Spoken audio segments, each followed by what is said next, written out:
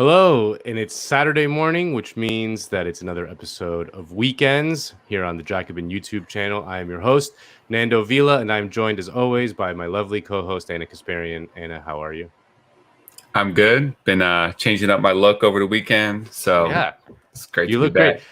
That's a lie. That's not Anna Kasparian. That's Paul Prescott from the Jacobin Show over on Wednesdays. You know, the weekend crowd. We're it's a different crowd here on the weekend. It's a Right. little bit looser. You'll see the chat. They get a little bit. People are taking their tops off. It's going to be crazy. So always good Are to you trying to have the say smart. that weekends is better than Jacobin Show? I don't know. No, I not at all. It's just a totally different vibe. I would say the Jacobin Show is smarter, more theoretical. Here we're I feel just like you kind of haven't like, been in our chat. Our chat box gets wild, it does. What? Yeah, people Oh. taking off union shirts and all that. It's great. Nice. Well, I'm very excited to have you, Paul. We have a great show today. We have Greg Grandin as our guest, the legendary Greg Grandin from a little place called Yale University. And we have a couple of deep dives. You're going in on the 4-day work week, which, Yep. at Jacobin, we believe in the 6-day work week because, we work on weekends. So that should be interesting. It's a subtle message to That's right. Premier Bhaskar. About what the labor practices here in Jacobin are. But and I'm going deep on this Haiti situation, which is just absolutely crazy. It's been wild to look into it because, the president was just assassinated in his home by a group of mercenaries. Yeah. And but first, we got to talk about the most important socialist issue in the world today, the FreeBritney movement, Britney Spears. That's right. Because honestly, Paul, like I had not been paying much attention to the whole Britney Spears things because I'm, not a huge Britney Spears fan. Not nothing against her, just she's not the type of music I tend to listen to. But there's been a lot of controversy lately over this idea that she's been placed under something called a conservatorship, which is basically that like her father and a group of people, like lawyers and managers, control every aspect of her life. And there was recently a court hearing to see if they were going to extend the conservatorship, and they did, and that has led many people to question the validity of this, including a friend of the show, Madonna, who weighed in. Kale, do we have the graphic of Madonna? She said, what did she say? She said, "Give this woman her life back" on Instagram. She said, "Slavery was abolished so long ago. Death to the greedy patriarchy that has been doing this to women for centuries. This is a violation of human rights." So, yeah. I mean, one thing will be interesting. I kind of feel like it maybe is not the best form to compare this to chattel slavery, but it might be a little interesting to see if Madonna gets canceled for that. I feel like a canceling might be in order. Should we cancel her? Yeah, at least like a yellow card version of canceling for that. Like you can stay in, but yeah, you got to watch yourself. But yeah, I mean, I had never heard of a conservatorship until this case. And you're right. You kind of, the more you look at it, it's pretty crazy. And I think, I mean, on a more serious note, it's kind of weird that our pop stars are like privately owned entities for public consumption. And it really makes you think about, like, is it really pop culture if it's all very carefully managed by corporations and it's kind of just exported to us to consume? But how much are we really shaping what we're calling pop culture? I don't think it's actually that. No, totally. And one thing that surprised me as I was looking into this is just how successful Britney Spears was and still is. I mean, Kale, if you want to throw up the graphic of her sales over the years, I mean, she dominates over the rest of the pop stars. I mean, it's crazy. Like, look at all the rest of these haters. They're not even close to the numbers that Britney's throwing up. And when you look at the actual money that's generated, it's pretty wild. I mean, according to a piece in Jacobin by Sean O'Neill, across 13 years of this strict conservatorship, Britney Spears has carried out the full duties of a global pop star, performing live around 500 times Nearly half of these performances were part of a Las Vegas residency, which took in $137 million. Her perfume line earns a reported $30 million annually, and she has released 4 studio albums since 2007 and has a net worth of around $70 million. And, you know, again, I just find it strange that, like, let's take it all at face value that she has very serious mental health issues and is not able to, you know, make decisions for herself or whatever. If that's the case, then I find it weird that she's still out there being a pop star, right? That they're like putting her out there, exposing her to the travails of the pop star life, which, you know, to me, I'm not a mental health expert, but it strikes me as not the best idea for someone's mental health to be out there like in doing a Vegas residency and releasing pop albums and going on world tours. Right. And, you know, we were kind of talking about this before the show started, but there are some similarities with like professional athletes where on the one hand, yeah, they're multimillionaires or billionaires. I'm not exactly like shedding the most tears for them, but they are heavily exploited in their own way.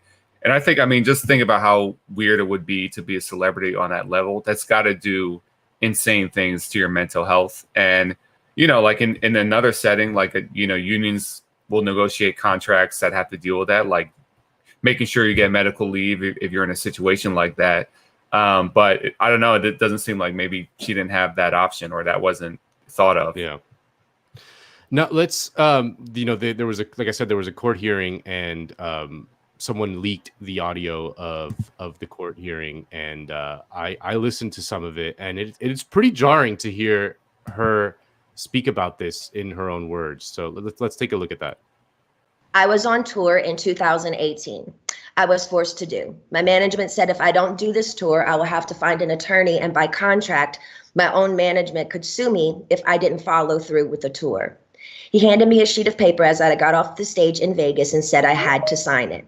It was very threatening and scary, and with the conservatorship, I couldn't even get my own attorney, so out of fear, I went ahead and I did the tour. When I came off that tour, a new show in Las Vegas was supposed to take place. I started rehearsing early, but it was hard because I'd been doing Vegas for 4 years and I needed a break in between. But no, I was told this is the timeline and this is how it's going to go. I rehearsed 4 to 4 days a week, half of the time in the studio and half of the other time in a Westlake studio. I was basically directing most of the show with my whereabouts, where I preferred to rehearse and actually did most of the choreography, meaning I taught my dancers my new choreography myself. I take everything I do very seriously. There's tons of video with me at rehearsals. I wasn't good. I was great. I led a room of 16 new dancers in rehearsals. It's funny to hear my manager's side of the story. They all said I wasn't participating in rehearsals and I never agreed to take my medication, which my medication is only taken in the mornings, never at rehearsal. They don't even see me. So why are they even claiming that? When I said no to one dance move into rehearsals, it was as if I planted a huge bomb somewhere. And I said, no, I don't want to do it this way. After that, my management and my dancers and my assistant of the new people that were supposed to do the new show all went into a room, shut the door, and didn't come out for at least 45 minutes. Ma'am, I'm not here to be anyone's slave. I can say no to a dance move.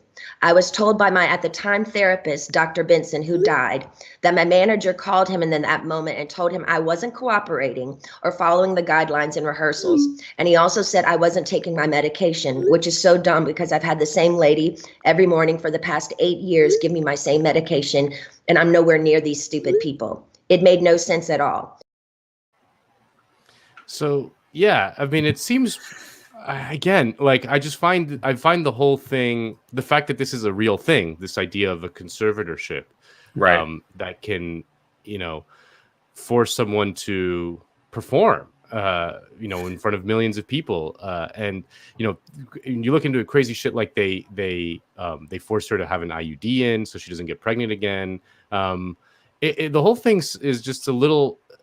It's more troubling than I had originally thought when this story was kind of out there and breaking. Yeah, it makes you wonder how common is this? You know, how many other pop stars is this going on, or maybe lower profile stars that are going through this? But yeah, that's wild, and it really just makes you think like that sounds like a totally miserable life. Yeah.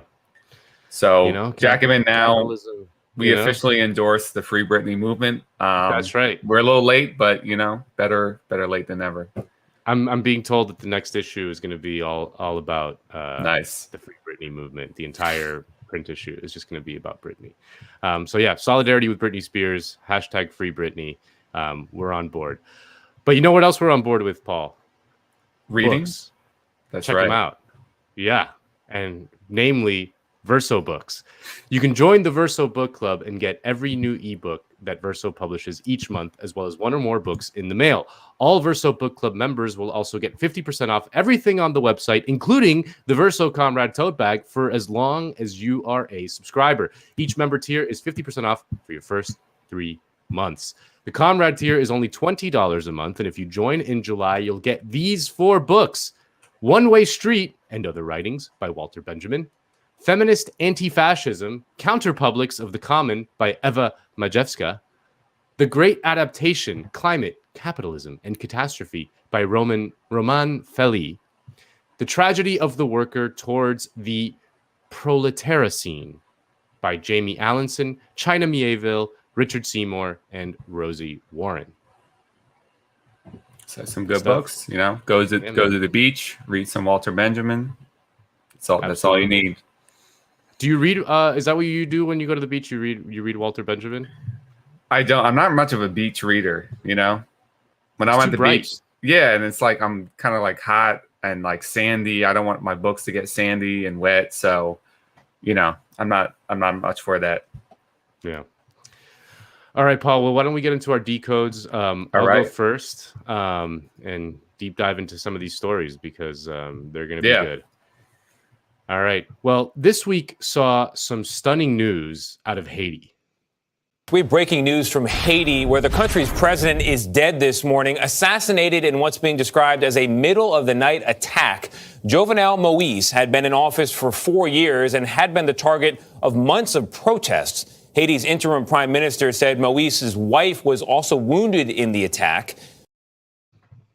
That's right. The president of Haiti was assassinated in his own home. Now, this wasn't your typical presidential assassination, the kind that happens when a president is out in public and some crazed gunman runs up to him and just shoots him. This was a well-executed assault on his house by highly trained mercenaries from the United States and Colombia. The assassins arrived in trucks after midnight, claiming to be agents of the U.S. Drug Enforcement Administration. A U.S. government source told Reuters the DEA had nothing to do with the killing. The gunman, reportedly speaking Spanish and English, descended on President Jovenel Moïse's private residence and opened fire. The 53-year-old leader was killed. His wife, the First Lady, also shot. So that certainly raised a few eyebrows. According to the Haitian police, there were 2 Americans and 26 Colombians involved in the assault. The 2 Americans and 15 of the Colombians are now in police custody. 3 have been killed and 8 are still at large. And just this morning, the Associated Press broke the story that the men were hired by an American private mercenary firm based out of Miami. The AP reporters spoke to some of the family members of some of the mercenaries, including the sister of one of the Colombians. He writes, quote, Capador said her brother, who retired from the Colombian army in 2019 with the rank of sergeant, was hired by a private security firm with the understanding that he would be providing protection for powerful individuals in Haiti. Capador said she knew almost nothing about the employer, but shared a picture of her brother in a uniform emblazoned with the logo of CTU Security, a company based in Doral, a Miami suburb popular with Colombian migrants. The wife of Francisco Uribe, who was among those arrested, told Colombia's W Radio that CTU offered to pay the men about $2,700 a month, a paltry sum for a dangerous international mission, but far more than what most of the men, non-commissioned officers and professional soldiers, earned from their pensions. Now, the news that this attack was likely carried out by an American firm is pretty shocking, to say the least. And according to that AP report, one of the Americans who was arrested had previously worked for Sean Penn when he was doing relief work in Haiti after the earthquake. Sean Penn, he's took down El Chapo, he's in everything. So this story just gets weirder and weirder by the day. Now, the question on everybody's mind is, what the fuck, man? Who ordered the hit and why? Like, usually when there's a terrorist attack, there's a rush to claim credit. I mean, that's like the whole point of a terrorist attack. But with this one, no one has come out and claimed credit. So what happened? Well, in an interview with Jacobin, Kim Ives, the editor of Haiti Liberté, posits a theory. Haiti Liberté's working hypothesis is that the mercenaries more than likely were hired by one or a consortium of the bourgeois families who are opposed to Moïse. Reginald Boulos is one, Dimitri Vorbe is another, and there are several others who were unhappy with Moïse. If this hypothesis is correct, their fear is of the uprising that is coming out of Haiti's vast shanty towns, where the lumpen proletariat is organizing itself into armed gangs, which have now vowed to carry out a revolution against the bourgeoisie and the rotten system, as they call it in Haiti. Now, Haiti has been undergoing a major political crisis for a few years now. There's been widespread discontent with Moïse's rule, and this has led to massive protests and subsequent police repression.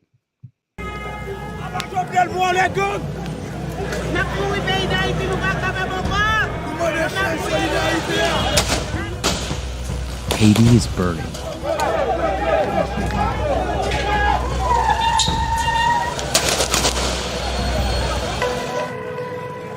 For weeks, thousands of angry protesters have been marching through the streets of the capital, Port-au-Prince, demanding that President Jovenel Moïse step down.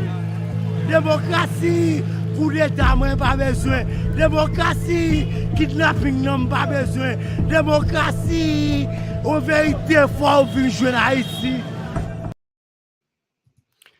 Now, amidst the chaos and the government's lack of legitimacy, large swaths of Port-au-Prince have been taken over by armed gangs. And last year, several gangs banded together in a sort of gang alliance called the G9. This is from a report in Haiti Liberté. In June 2020, 9 armed groups from Port-au-Prince's poorest neighborhoods formed an alliance called the G9 Family and Allies. Their spokesman, Jimmy Barbecue Cherizier, announced on June 10th that the coalition's launch was the beginning of an armed revolution against Haiti's stinking, rotten, corrupt system, serving the bourgeoisie, which was split in backing 2 rivals. One faction of the bourgeoisie, he explained, supports the clique surrounding President Jovenel Moïse, and the other faction backs his political opposition, headed by outspoken lawyer André Michel and former Senator Yuri Latortue, both of whom backed the 2004 coup d'etat against President Jean-Bertrand Aristide. The G9 is not working for the regime, and the G9 was not created by and is not working for the opposition, Cherizier said. It was created to never again have robberies, rapes, and kidnapping in our neighborhoods, but also for the ghettos to get their due. Schools, clinics, hospitals, services, running water, infrastructure, and all the security which the rich neighborhoods get. Now, this guy, Jimmy Cherizier, aka Jimmy Barbecue, has been the subject of great controversy. Naturellement, je suis un monde qui aime servir le monde. Et naturellement, je suis un monde qui toujours qu'on a protégé le monde qui est plus faible, passer même dans l'enfance. Je dis, je suis un leader qui a un peu l'écoute, un peu le monde qui est dans moi, un peu le monde misé sur moi.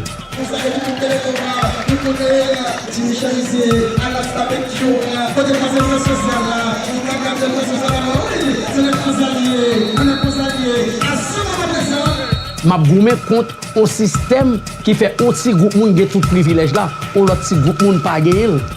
Maintenant si yo qui t'aime grandi, j'aime grandi là, yo vinn trouver tant que son menace pour yo.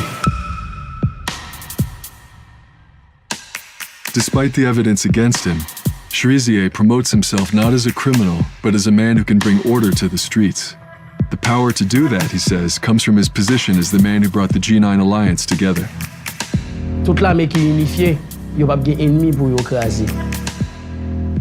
Et moi-même, en tant que leader, moi été choisi par là avec l'autre leader qui dans l'autre quartier populaire yo. Côté que m'était choisi di yo système ça qui utilise nous pour goumer nous une contre l'autre, c'est système ça qui mettait famille nous dans misère, dans crasse, salier journée jodi.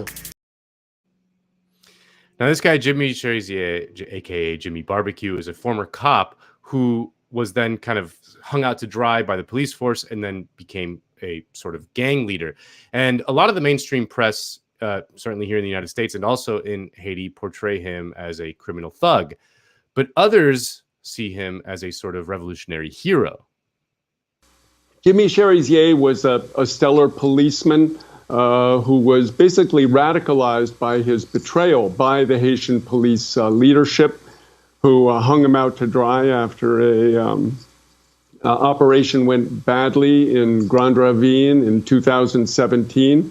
And he was dealing with some of the leading lights of the opposition, Reginald Boulos, previously mentioned, a guy called Yuri Latortue, who is also an alleged former death squad leader and was called the poster boy for political corruption by the U.S. Embassy itself in the WikiLeaks cables that we released a decade ago. So he soured on them too, and he saw that both the government of Jovenel Moïse and the opposition, the bourgeois opposition with which Daoud is aligned, were rotten. And he said, we need a revolution because the people need schools. They need clinics. They need sanitation. He took me around the neighborhoods of Delma 4, Delma 2, Delma 6, where he grew up. He's the son of a poor street vendor. And he showed me how people had to do their toilet in a plastic bag and throw it in a canal. And he said, you know, people can't live like this. So he has been calling for a revolution against the system in Haiti and is being radicalized really by the day and by these events. So the portrayal of him in the mainstream press, in the, by the AP, the Washington Post, is he's this gang leader. He's the boogeyman. But the reality is on the ground that this is an uprising really of Haiti's lumpen proletariat, which has been crushed over the past decades. And Jovenel Moïse was no different, and Martelly. And the people, the masses in Haiti, in Port-au-Prince, now some 3 million, 4 million people have had enough and are rising up. Now, regardless of whether Jimmy Barbecue is more of a Haitian Fred Hampton than a Haitian Al Capone, one can see that the prospect of the poor masses of Haiti's ghettos organizing themselves into an armed gang that the state is incapable of confronting would freak out the local bourgeoisie. So with the growing power of the gangs in the ghettos on the one side and a president who was unwilling or unable to confront that power and who nevertheless was trying to stay in office for a year longer than some thought he should, you could see why the local bourgeoisie might have wanted him gone. Now, the roots of the crisis in Haiti run deep. At its core is the fact that there is a large mass of poor people in the cities who were displaced from the land by neoliberalism. Quote, 50 years ago, Haitian society was a largely rural peasant society, but over the past 35 years, since the fall of the dictator Jean-Claude Duvalier, the neoliberal reforms championed by Washington and Haiti, the dumping of excess food, everything from flour to rice to oil, has decimated Haitian agriculture. The result is that millions of peasants have been ruined and have moved to the cities to join the ranks of this huge lumpen proletariat. And obviously, that presence of a large mass of poor people in the cities freaks the rich people out. Now, a lot of this was due to the policies of friend of the show, Bill Clinton. First of all, we have to go back when we look at Bill Clinton and his relationship in Haiti when he was president. One of the worst things that he's done that's still hurting Haiti now, especially in the wake of these disasters that keep happening to Haiti, is this policy where he took the excess rice from Arkansas, where he's from, and dumped it in Haiti and used our tax dollars to subsidize it. Now, this policy of food dumping had disastrous consequences for millions of Haitians. And years later, when Bill Clinton was appointed special envoy to Haiti in the wake of the 2010 earthquake that killed as many as 300,000 people, Bill Clinton said, oopsie daisy. Since 1981, the United States has followed a policy until the last year or so we started rethinking it, that we rich countries that produce a lot of food should sell it to poor countries and relieve them of the burden of producing their own food. So thank goodness they can leap directly into the industrial era. It has not worked. It's maybe been good for some of my farmers in Arkansas, but it has not worked. It was a mistake. It was a mistake that I was a party to. I am not pointing the finger at anybody. I did that. I have to live every day with the consequences of the lost capacity to produce a rice crop in Haiti to feed those people because of what I did. Nobody else. Oh, if only someone could have predicted that. Now, the Clinton crimes in Haiti do not stop there. In 2011, WikiLeaks published a series of State Department cables that showed how the Hillary Clinton-led State Department intervened to block a minimum wage increase in Haiti. Revelations also that the U.S. Embassy and contractors for U.S. clothing giants like Levi Strauss and Hanes signaled displeasure at Haiti's initiative to raise the minimum wage for factory workers. U.S. officials advised the Haitian government that a $5 per day minimum wage, quote, did not take economic reality into account, suggesting $3 per day instead. Thank you to the Clinton family for all that you do. But back to the assassination of Moise. Like I mentioned, the news broke this morning that the mercenary firm that likely carried out the operation was based in Miami. And that is troubling for a number of reasons, not the least of which is that it is legal to simply run a soldier of fortune company in the United States. And think about how crazy that is. This is the natural consequence of a very troubling trend in recent years, namely the privatization of war. In a piece in The Atlantic written by a former mercenary named Sean McFate, he writes, quote, "For decades now, the centrality of contracting in American warfare, both on the battlefield and in support of those on the battlefield, has been growing. During World War II, about 10% of America's armed forces were contracted. During the wars in Iraq and Afghanistan, that proportion leapt to 50%. This big number signals a disturbing trend. The United States has developed a dependency on the private sector to wage war, a strategic vulnerability. Today, America can no longer go to war without the private sector." He continues, "Contractors also encourage mission creep because contractors don't count as boots on the ground. Congress does not consider them to be troops, and therefore contractors do not count against troop level caps in places like Iraq. The U.S. government does not track contractor numbers in war zones. As a result, the government can put more people on the ground than it reports to the American people, encouraging mission creep and rendering contractors virtually invisible." Think about that when we think of, for example, Biden pulling out all the troops from Afghanistan. He's going to pull out like the troops, but they're going to leave behind a bunch of these private mercenaries who are not counted, and the government does not know how many there are, or at least they don't tell us. And the numbers in terms of dollars are absolutely mind-boggling. Quote, "Contracting is big business too. In the 2014 fiscal year, the Pentagon obligated $285 billion to federal contracts, more money than all other government agencies received combined. That's equal to 8% of federal spending and 3.5 times Britain's entire defense budget. About 45% of those contracts were for services, including private military contractors." So much of war making these days is done by these private mercenaries who operate totally outside of any public accountability. Now, according to a report by the National Defense University Press, private forces has become a big business and global in scope. No one truly knows how many billions of dollars slosh around this illicit market. All we know is that business is booming. Recent years have seen major mercenary activity in Yemen, Nigeria, Ukraine, Syria, and Iraq. Many of these for-profit warriors outclass local militaries, and a few can even stand up to America's most elite forces, as the battle in Syria shows. The Middle East is awash in mercenaries.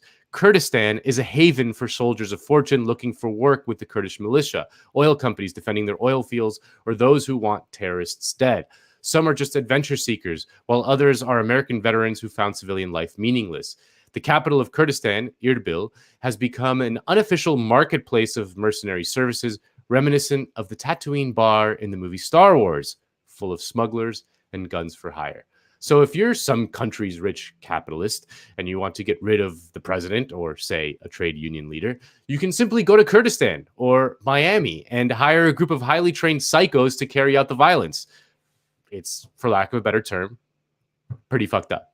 Now, it's only been a few days since President Moise was murdered, and the details are still emerging.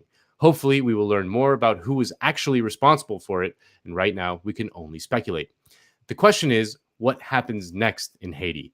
The country has plunged into chaos in the wake of the assassination, and the interim government has requested the U.S. send troops to help with the security, which is pretty remarkable given that the last time Haiti asked for U.S. troop support was after their president was killed in 1915. Woodrow Wilson sent U.S. troops to Haiti to quell the unrest and proceeded to stay there for the next 2 decades. And that's going to be the question now. If the local bourgeoisie is unable to tame the unrest on the streets and confront the growing power of the G9 and Jimmy Barbecue, Will they ask for foreign intervention? We'll have to wait and see.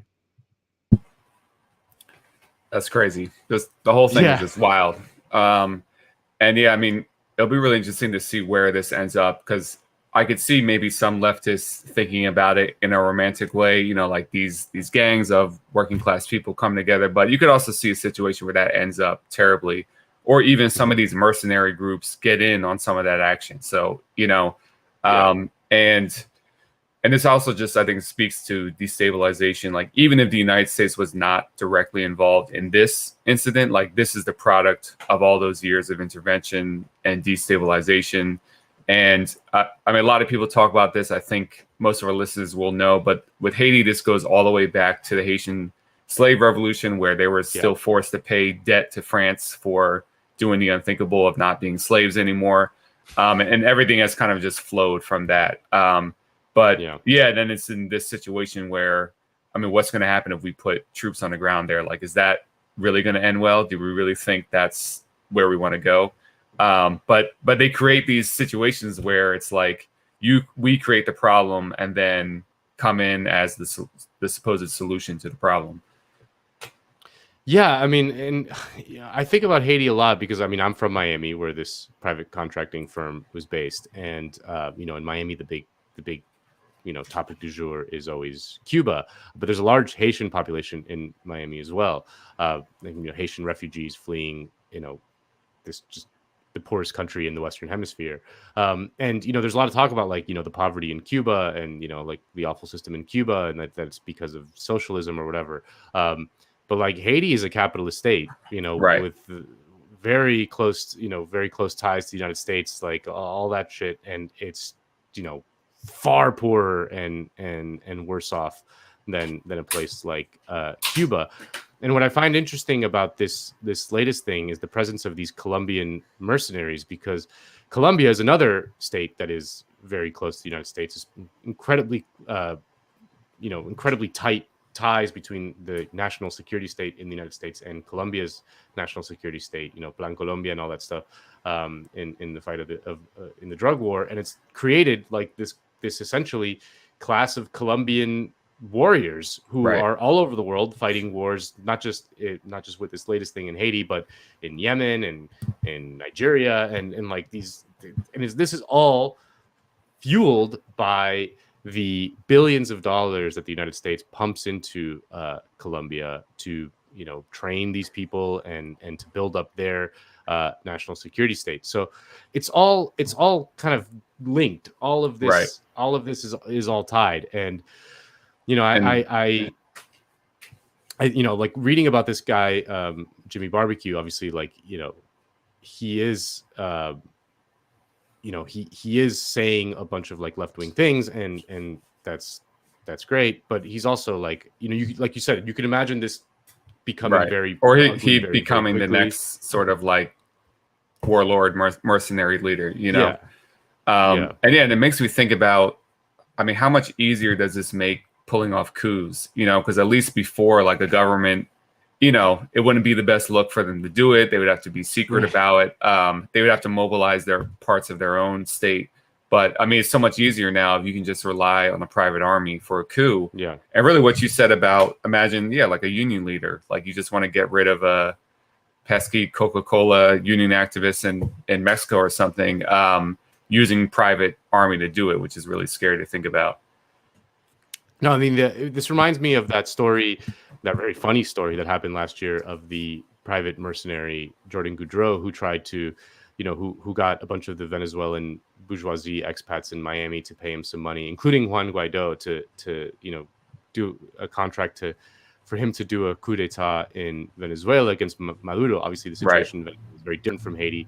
You know, the Venezuelan state, you know, is very powerful. Right. And was that the embarrassing thing where they just like came off the beach and were like they like live tweeted the coup, and showed up in Venezuela with their passports. Like, hi guys, we're here to do the coup thing. we're here for the coup. It's like that scene in Old School, like, I'm here for the gangbang, Right. I'm here for the coup. It went horribly wrong, but like that's what they did. They just like these rich guys were just like, oh, there's just like private armies you can hire for $2,700 a month per guy. That's like not that much money for that's better than like San Francisco rent. Totally. So it's this whole idea of this new mercenary class, which again is like, there's the old saying, like the oldest profession in the world is a prostitute. Well, like the second oldest is a mercenary, a soldier of fortune.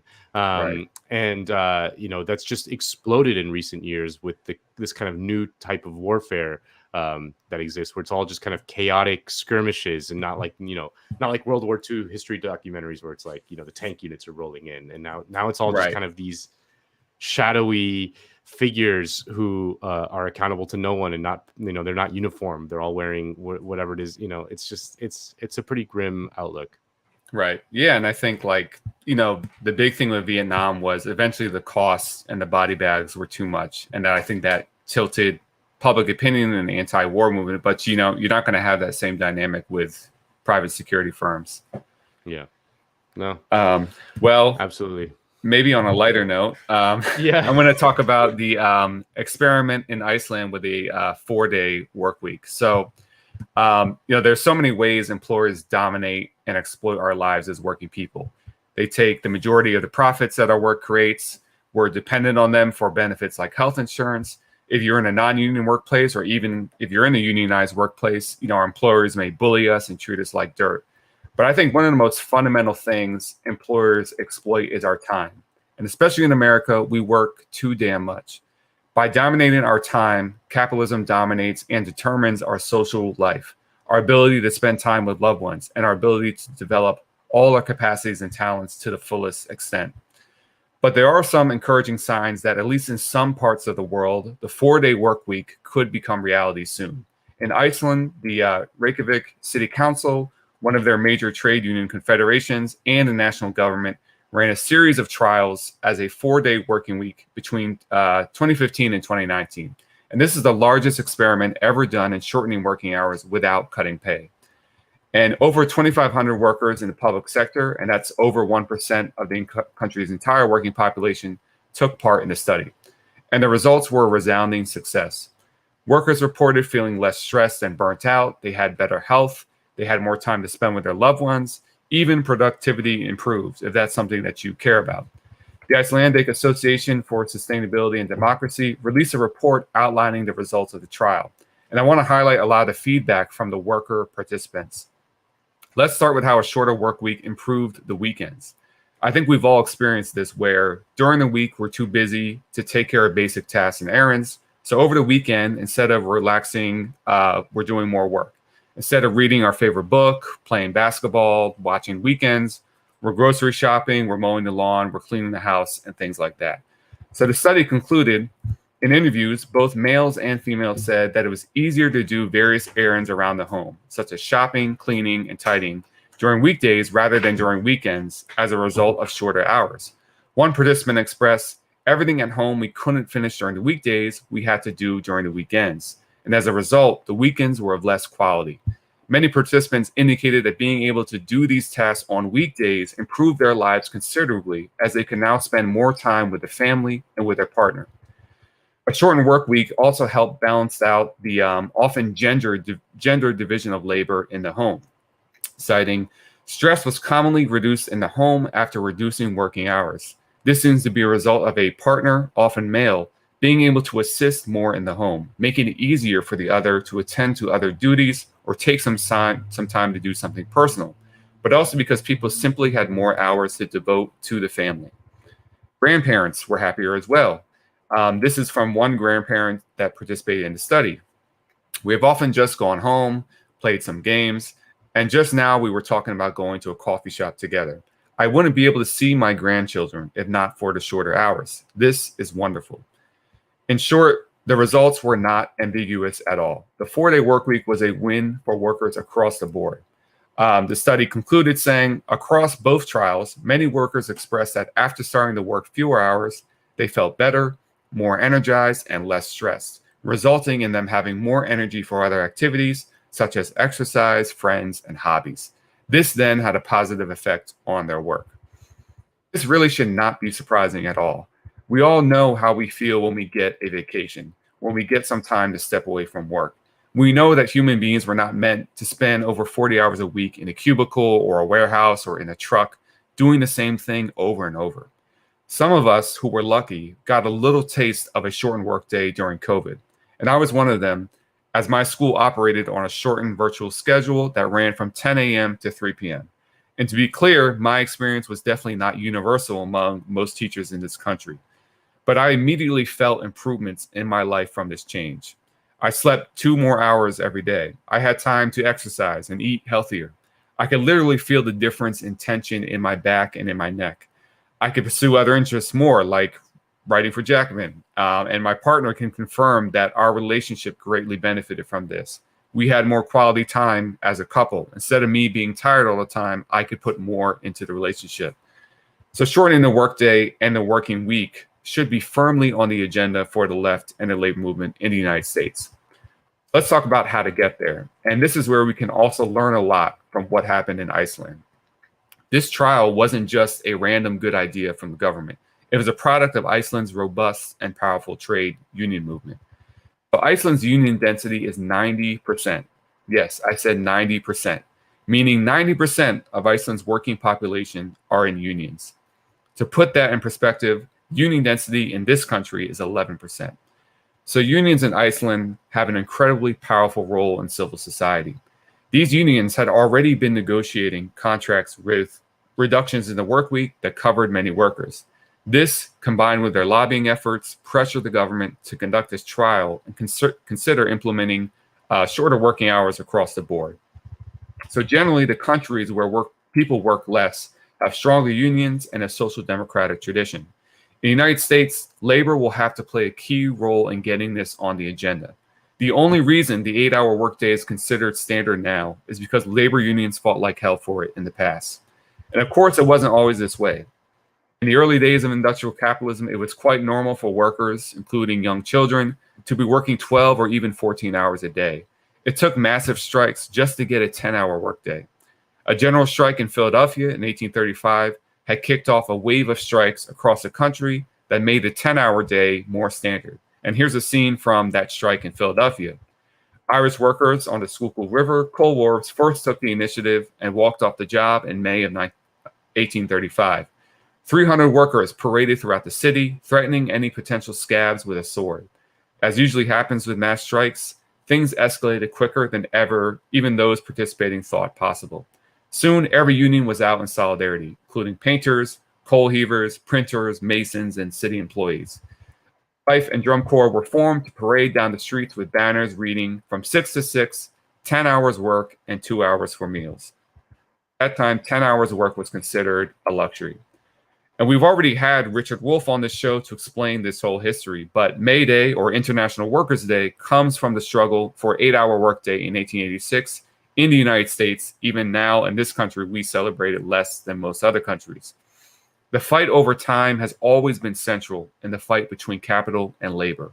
Employers want every second of our time devoted to them making profits, while we are trying to claw every bit of our time back for ourselves.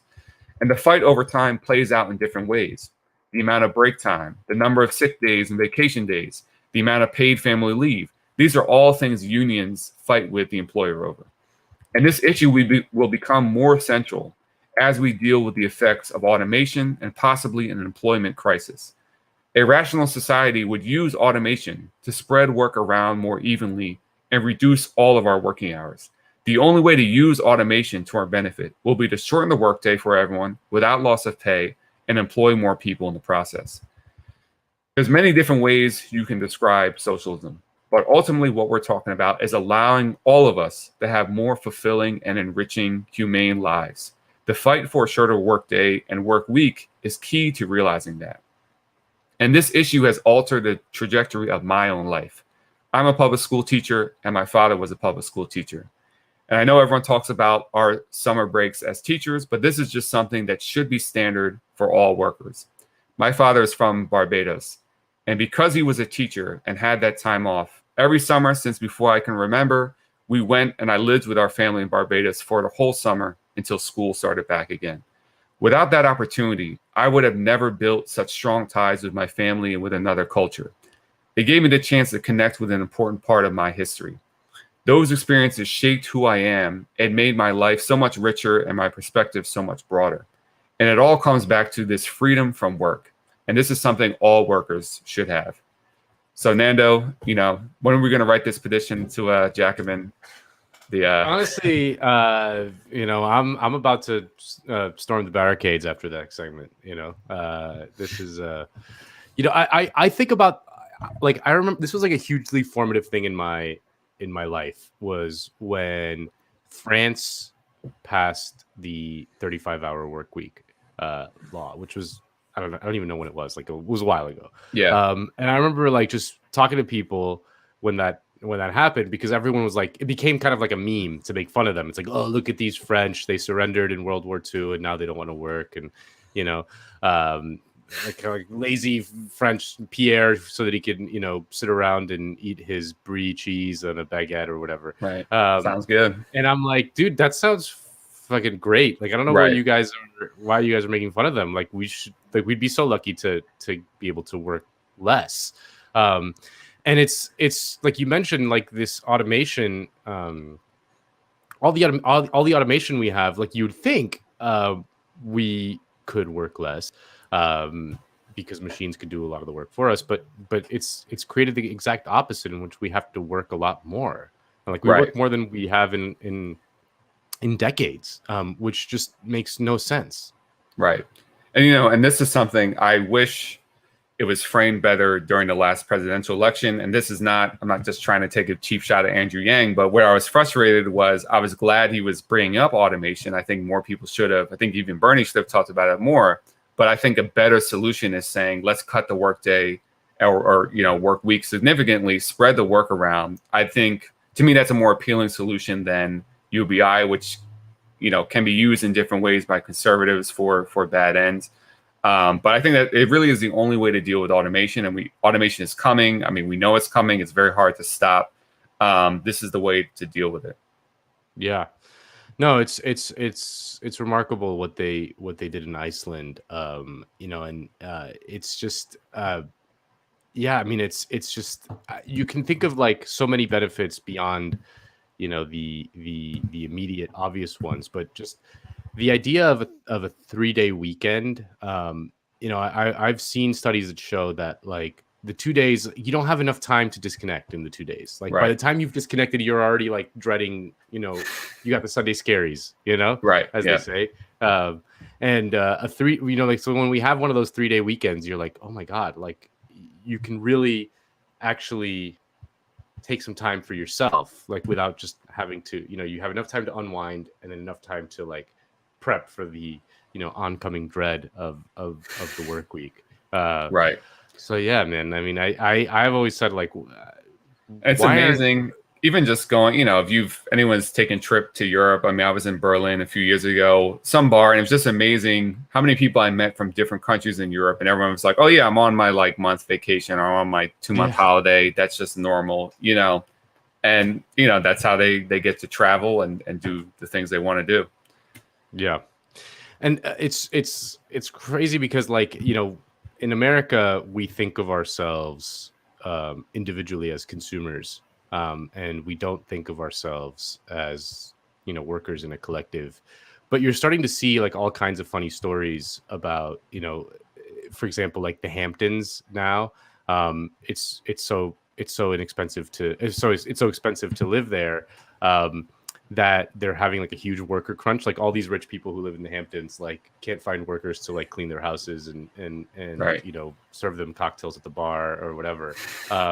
Because like it's like these are the kind of things, like these are the kind of contradictions that emerge with this kind of thing. As we kind of squeeze more and more people in through the system. But like this automation thing, this idea that we have all these machines that can do a bunch of stuff, yet will work longer. Like that contradiction is very is like it's a hard one for people to wrap their minds around. Right. And I think just one more thing on this. What's also interesting, because even, a lot of unionized members, I mean, one benefit is like you'll get overtime pay if you work overtime. And, in a lot of sectors, workers really work a lot of overtime. And I think part of that comes back to because our lives are so expensive. So it's like, okay, you might be making 70, 80,000 a year. That's pretty good. But if you're thinking about 2 kids to college, it's like, yeah, you probably should get as many overtime hours as you can. So, I mean, that's also a challenge, is that even unionized workers still feel that crunch to have to try to get overtime, because I think a lot of it comes back to just our total lack of a social safety net. Yeah. Well, here's to the 4 Speaking of that, I'm going to week. take the rest of the show off. So just take it off. Well, no, we'll have to bring Bhaskar on to face the music, right? See give him peace of our mind. But I think, Paul, we should bring in our guest for the week. This week we're very excited to have Greg Grandin, who is a professor of history at Yale University and is the author of several books, including The End of the Myth, From the Frontier to the Border Wall in the Mind of America, and most recently, a new edition of his book, The Empire's Workshop. Greg, thank you so much for joining us. Thanks for having me. Can you hear me? We can hear you great. Great. I dig the beard. You got like the Letterman beard. Yeah, I got the John Brown beard. John Brown. The John Brown beard. Much better than Letterman. Yeah. Exactly. Why don't we start off? Can you just explain, what do you mean by the Empire's Workshop? Well, I wrote the original book in 2005, 2004, when I was it was after the first blast of insanity after 9/11, when went into Afghanistan and Iraq, and then some neocons were wanting to push further, and I was trying to make sense why all of a sudden all these old Iran-Contra hands and Central American hands suddenly became very prominent in this bid to project U.S. power into the Persian Gulf. Elliot Abrams, we can go through the list, but and a lot of them would connected to Central American tangential ways. Dick Cheney himself wrote the Minority Report for Iran-Contra, and where he advocated for a plus ultra definition of the executive power, imperial presidency that at the time seemed marginalized but then by the time you get to 2004 was just part of national policy. So I started looking at Central America specifically, and Iran-Contra as the training ground, as the place that basically brought together a generation of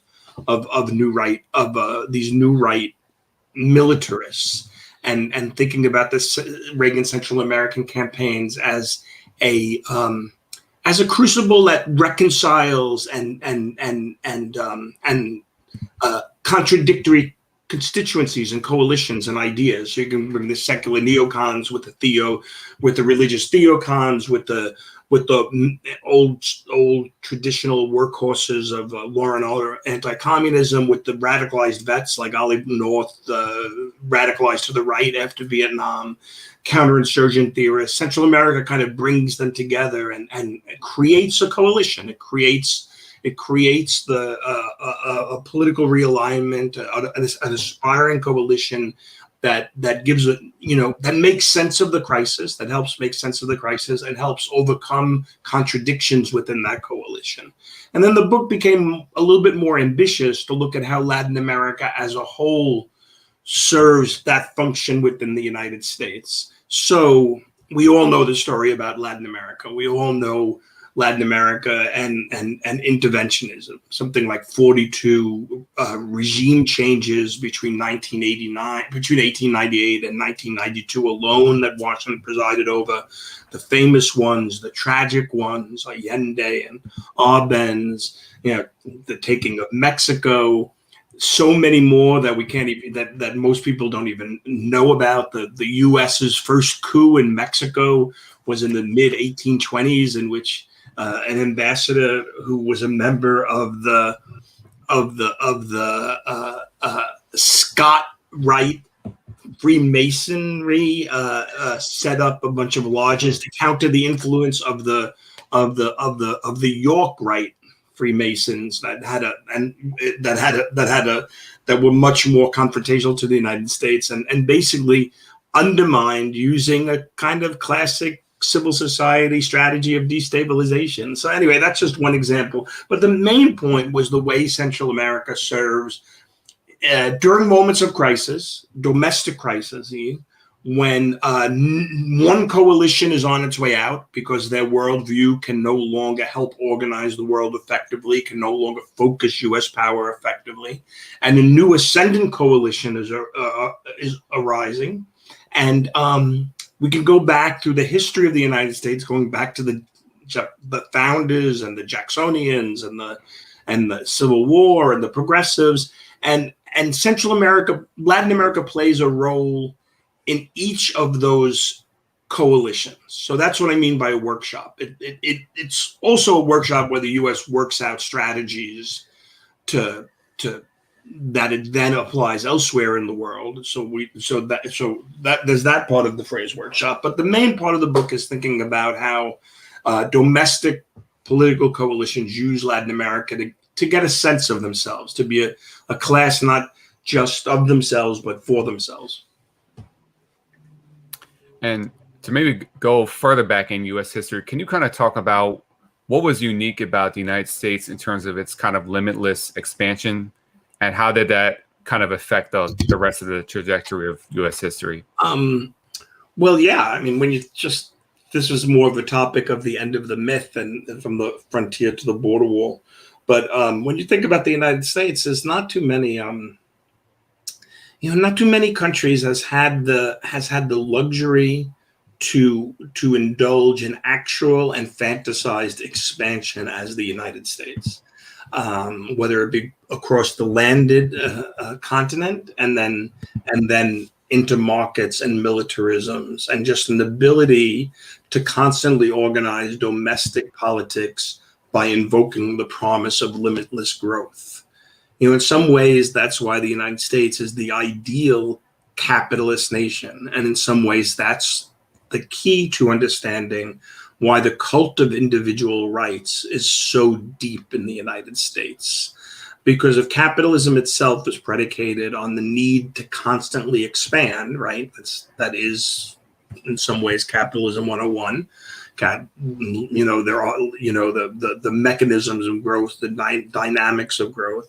The United States has materially been the nation that has most closely embodied that ideal, and where other countries, and of course other empires expanded. The British Empire expanded across the world. There were non-Western empires.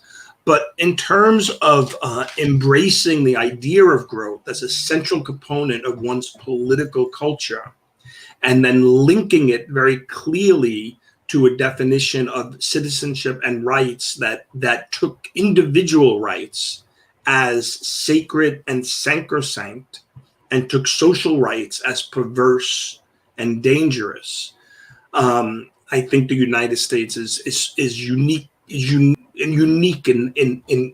doing that. And so then the question, of course, is what happens when the United States hits limits, right? And what happens when the United States hits a wall, so to speak, and in terms of limits to growth, and how does one adopt to a new political culture and navigate that transition in a way that would be humane and not barbaric? I think is one of the central questions that I tried to look at in the end of the myth. One of the times where the United States did implement some humane policies was during FDR's New Deal. Can you explain how FDR's good neighbor policy was such a radical break? And why did he implement it? Was he pressured, or was it something that came just from his own life? And what effect did Latin America have? What role did Latin America play in the New Deal? Those are two good questions, and the answer could be a bit long, and I don't want to go off on a tangent and lose the thread. To the first question, why did he implement it? I mean, the Great Depression. The Great Depression led to an enormous contraction of U.S. power in the world, and there were other models on the march, fascism and Nazism and militarism in Europe and Asia. And so Roosevelt was an astute enough politician to know to recognize a crisis and to use that crisis to imagine different alternatives. He was also an extemporaneous politician, where if he tried one thing and it worked, and he continued to try another thing and it didn't work, and he abandoned it, he moved on. But more than anything else, interestingly enough, Roosevelt was a student of Frederick Acton Turner, the famous historian who came up with the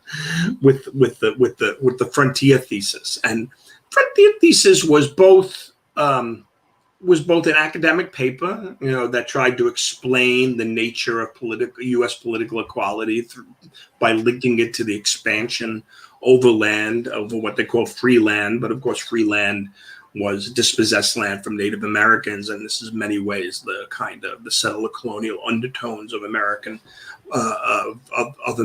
political culture that's inescapable. But setting that aside, the frontier thesis, posited an argument, but it was also an ideology, and it also helped explain the world.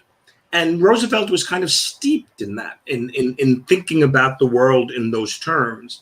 And one of the things that he and his brain trust did, setting aside the policies, we all know the policies, won't go into the details of Social Security and the WPA and the NRA and all of that. But Roosevelt was very good at putting forth a vision of social solidarity and social citizenship that was a break from past notions of citizenship and individualism that I had been talking about earlier. Basically, they took the word social as an adjective and affixed it on everything: social civilization, social security, social education. Roosevelt was very good at giving a 5-minute summation of the frontier thesis, of saying, for years, the frontier allowed us to pull up stakes and move on when there was a crisis, and we do it over and over again, and it led to the creation of an enormous wealth. But then he would say, but those days are gone. He has a great expression, but those days are gone. And we live in a world that we live under a government that used to have to do less regulating, now has to do more regulating. And the people around him, Francis Perkins at the Department of Labor, and Rex Tugwell and Stuart Chase and Henry Wallace, they were all very good at putting forth this notion of social citizenship, that as a way of framing a new conception, a new political culture of government responsibility and relationship between the citizens and the state. It lasted for a long time, and to the degree that there's anything good left within the U.S., it's the residue in many ways of that conception, and it helps explain why it's so hard for political thinkers to escape the framework of the New Deal. Now, in terms of your second question, what the role of Latin America was to that, Latin America was absolutely key. It was absolutely key in a number of ways. But one of the ways, that there's a whole aspect to this in which Latin America had developed basically the foundations of multilateral and multinational law, a way of imagining the organization, how to organize the global system, and the very first principle was that was no intervention, and recognizing the absolute sovereignty and the formal equality of every nation, no matter their size and no matter their power. The U.S. had long resisted that. Roosevelt gave in 1933 and accepted that principle and gave up the right to intervene. This was a political earthquake, and it might have been the most successful foreign policy decision a U.S. president has ever made in the history of the United States.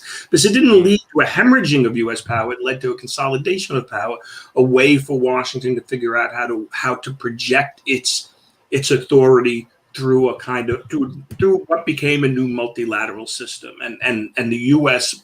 took what it and Latin Americans had built before and during World War II and put it into place on a global scale.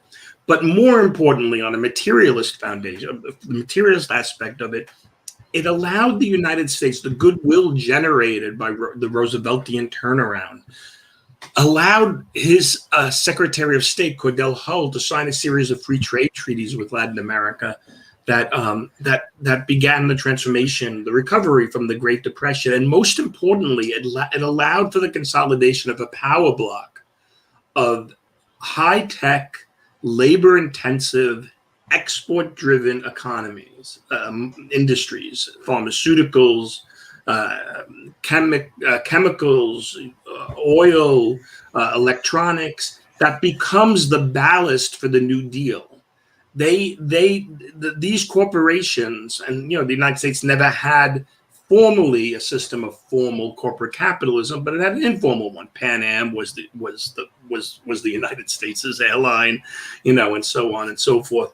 And a lot of that was made possible through establishing Latin America and the goodwill in Latin America as a kind of region in which the U.S. could regroup economically, but also where this group of corporations that didn't oppose the New Deal, they weren't invested in, they were willing to go along with an expansion of labor, the expansion of labor rights, for instance, whereas the old textile industries and the shoe industries and the labor extensive industries became the bedrock of opposition to the New Deal.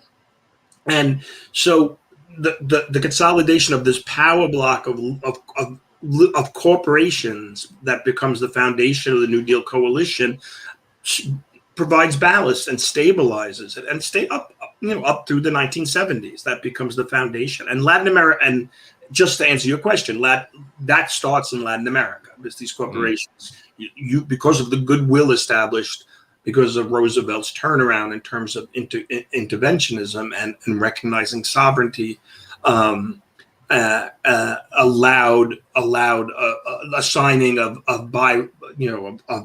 free trade treaties, and these were free trade treaties that are not like free trade treaties today. Free trade treaties today are just about consolidating the monopoly of private rentiers, of the and strengthen the corporate power of corporations that extract an enormous amount of rent and bond interest. These were real trade treaties that really did kind of open up, and so that's the long answer to your question. And in the post-war world, so Latin America did not get a Marshall Plan, unlike Europe did. So how do you think that impacted its development in the second half of the 20th century? Well, it's funny you should ask that, because I actually have a fairly strong opinion about that. Latin Americans wanted a Marshall Plan. I mean, Latin Americans went along with the United States in World War II. I mean, sure. I'm speaking on a kind of Olympian level here. There were obviously some hiccups. Mexico and Argentina in different ways continued to dissent from U.S. leadership for different reasons. But for the most part, Latin America rallied around U.S. leadership. The Rio Pact, which becomes the Western Hemisphere's mutual defense treaty, becomes the model for NATO after World War II. Latin Americans rallied behind the United States leadership, and they fully expected that coming out of World War II, defeat of Nazism and fascism meant the expansion of social democracy, not political rights, but political rights and economic rights. Not political democracy, but political democracy and social democracy, because that was the reigning ethos. The fight was, and you saw in one country after another in Latin America, especially between 44 and 46, mass movements that were trying to make good on this promise, tied to union and peasant movements and political nationalists in one country after another. One could say between 44 and 46, there was a transition to social democracy in Latin America. What happens? Latin America around this time wants a Marshall Plan. it wants a Marshall Plan because it wants to move out of the being locked in the position of being an exporter of raw materials to the United States. And at the meeting that creates the Organization of American States, which is held in Bogota in April in 1948, George Marshall himself goes to Latin America. And now this is a moment where, Raul Prebisch has put Argentine economist who is central in ideas about kind of taking Keynesianism and expanding it to cover underdevelopment in the third world, are putting forth arguments, very, the Singer-Prebisch thesis, for instance, their argument that is that if you have one country that is primarily exporting primary raw material and another country is primarily importing into that country, value-added goods, you will inevitably have a worsening deterioration of trade. If it took 100 bags of coffee for Colombia to buy one Jeep in 1940, it would cost 150 bags of coffee to buy that Jeep 4 years later. And they showed up at this conference in Bogota in 1948, and they wanted a Marshall Plan. They wanted public credit and capital to industrialize. And basically, George Marshall said no. He put forward a kind of more of a traditional theory of modernization in which Latin America would somehow magically industrialize from producing raw materials just through private credits and loans. And he told them you're going to have to attract private capital. So here's the problem with that. In Europe, because Europe had access to public capital, they didn't have to suppress then anti-communist or non-communist reformers because they could still have access to capital to industrialize and have vibrant labor unions. In Latin America, what did elites have to do in order to attract those loans and those private and private capital investment? They had to prove they had the situation in hand, which meant repressing and putting down all of those social movements that between 44 and 46 had kind of exploded and was democratizing the region. And it created a dynamic where there was no room for middle ground. I mean, you see this over and over again through the 50s and 60s and 70s. Because Latin America has to attract private capital, it has to suppress dissidents. And, of course, the Alliance for Progress is the kind of centerpiece or it brings this out in relief, where the United States promises to help Latin America develop, but then it also arms its security forces and emboldens its security forces, basically, which become the backbone of the death squad states to come in the 1970s. And those death squads targeted not just activists who were linked to the Soviet Union, but any activists and any reformer. So the absence of a Marshall Plan, an absence of public credit and public capital created the material conditions for the intense polarization that we saw in the 60s and 70s and 80s, and in many ways continue to this day. A lot of the goodwill you mentioned that was generated in Latin America through Roosevelt's foreign policy came to a screeching halt in 1954 with the coup d'etat in Guatemala that deposed the democratically elected Arbenz. Can you talk about how important that moment was and how it affected the Latin American left, not just in Guatemala, but everywhere else? So Guatemala was one of these countries that saw this very dramatic transition in 1944 from a country that effectively reinstituted some form of slavery in the 1870s that lasted until 1944 in the form of debt peonage and the form of vagrancy laws, in which Indians were literally scooped up and conscripted out of their communities and forced to work on coffee plantations. In 1944, there's this incredible democratic revolution. And it lasts for 10 years. It's right in the middle of the century, 44 to 54. The first president was Juan Jose Arevalo. The second president was Jacobo Arbenz, two reformers. You can think about them, you can think Arevalo representing an expansion of political democracy, and then Arbenz implementing a land reform that tried to take political democracy and get it into places where the state had no control over, and that being the plantations and the United Fruit Company lands and the private coffee plantations that the Guatemalan oligarchy ran as if they were feudal lords. And by this time the Cold War was obviously ratcheted up, and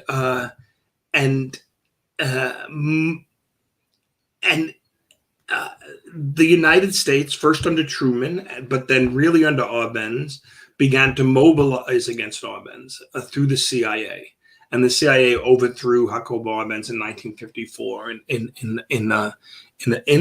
pretty much one of the most dramatic coups in Latin American history. Undergraduates love to write papers on this. I mean, there is no, inevitably there will be 5 students who want to write a paper about Guatemala in 1954. And they should, because there's a lot of things to talk about. One is the CIA had been involved in France and Italy in '48, influencing elections, and then they had worked with London to overthrow Mossadegh in Iran in 1953. But Guatemala 54 was really the first full spectrum coup of the CIA. It drew on all aspects of U.S. power, but most importantly, psychological aspects.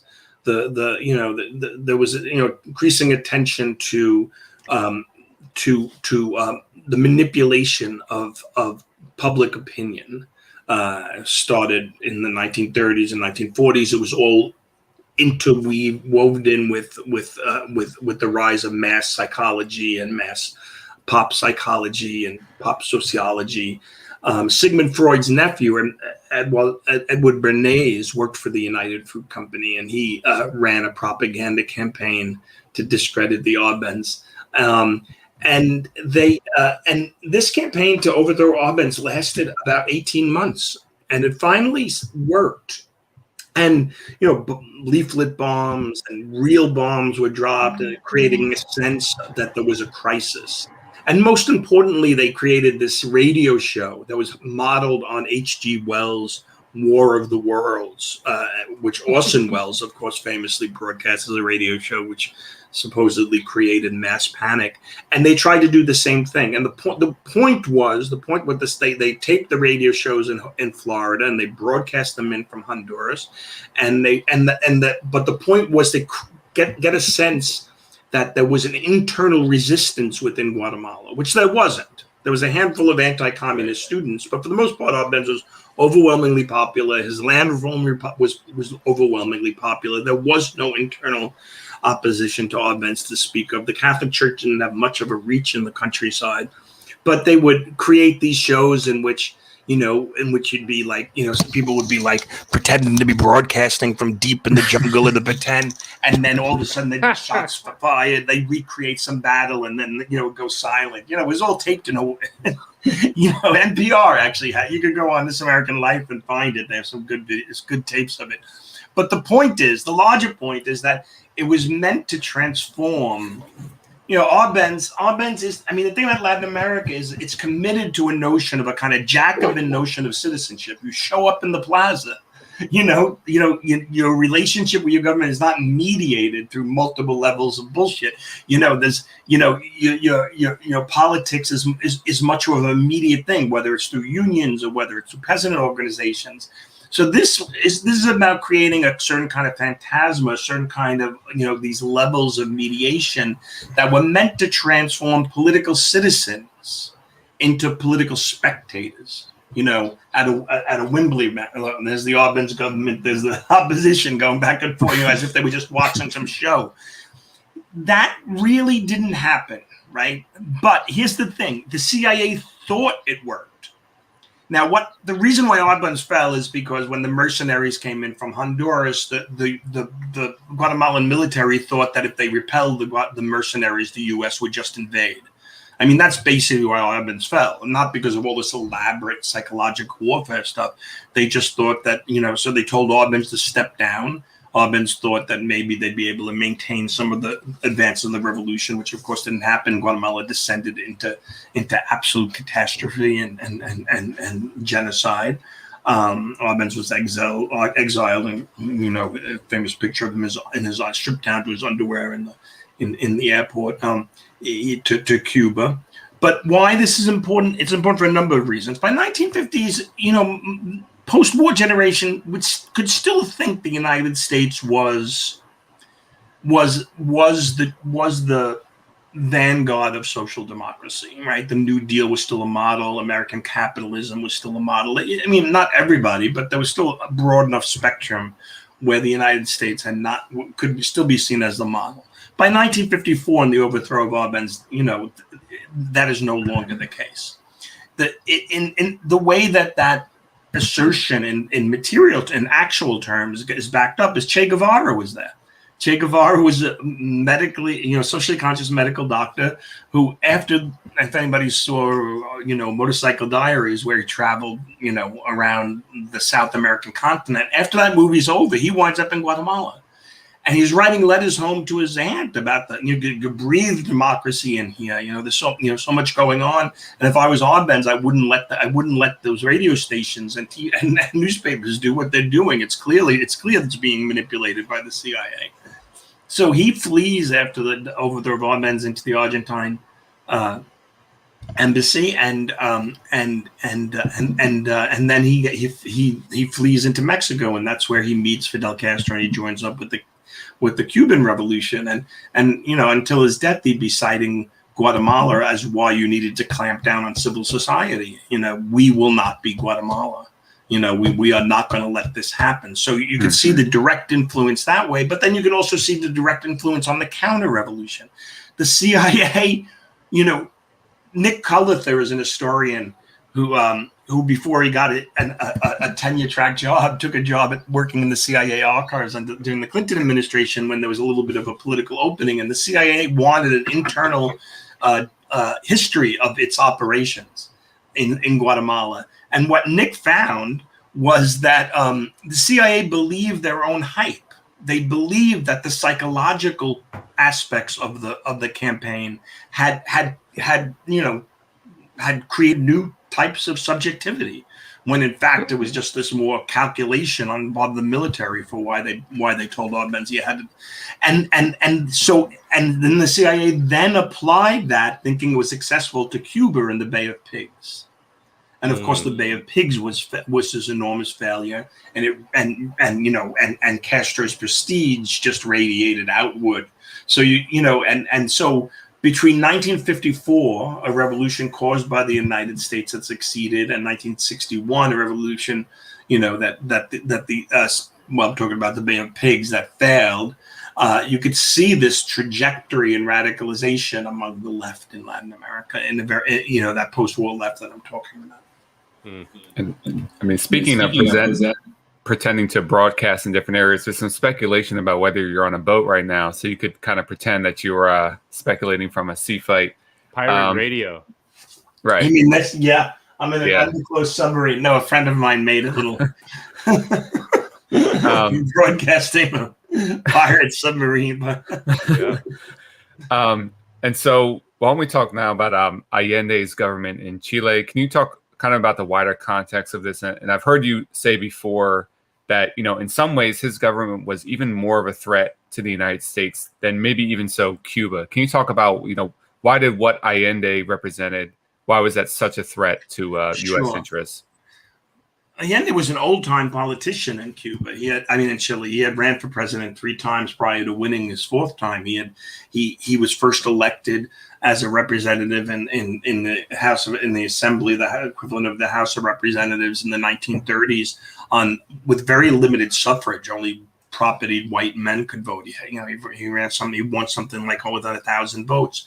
He was a member of the Socialist Party. He was Chile had always had a kind of ecumenical left. There were socialists, there was anarchists, there were communists, but they always tried to tend to work with each other for different reasons. But and you could trace the history of Allende's rise and understand the tight relationship between political and social democracy, where Chileans didn't see the difference between one or the other. In their minds, they were inextricably linked. To expand social democracy, say the right to education, which would increase literacy, would increase the number of voters, and hence the number of people who voted for Allende and the Socialist Party and the Communist Party, and whatnot. And you could understand that whatever the growing in the voting rolls through the expansion of social democracy continued throughout the 1930s, 1940s, 1950s, leading to Allende's election in 1970s. Allende is a good example of the kind of of a socialist working through the state to expand social welfare. He was a medical doctor, and for a brief time he served as the Minister of Health, and he put into place one of Chile's first national health care, paying particular attention to prenatal health and children's nutrition. So there was a way in which social democracy and the state as a provision of social care and the expansion of political democracy went hand in hand. So he was a threat in the sense that he represented that long history. He was a threat in another way, that when he was elected in 1970, at the height of the Cold War, with the United States bogged down in Vietnam, with Kissinger trying to extricate the United States from Vietnam by negotiating with the Soviet Union spheres of influence under détente. And the first person to make this argument was Cy Hirsch, that in his book on Kissinger, he said Allende was a threat not because Kissinger thought that Allende wouldn't give up power after his 6-year term, but because that he would prove that Marxism and political democracy were compatible. It's easy to discredit and isolate and quarantine somebody like Castro. You can certainly justify them historically, as I just did when you look at Guatemala and you recall that Che justified the shutting down of political pluralism by pointing to the way the United States manipulated political pluralism to destabilize a Guatemalan society. But it would be also fairly easy to say that Castro's a dictator, he's this, he's that. You couldn't say that about Allende.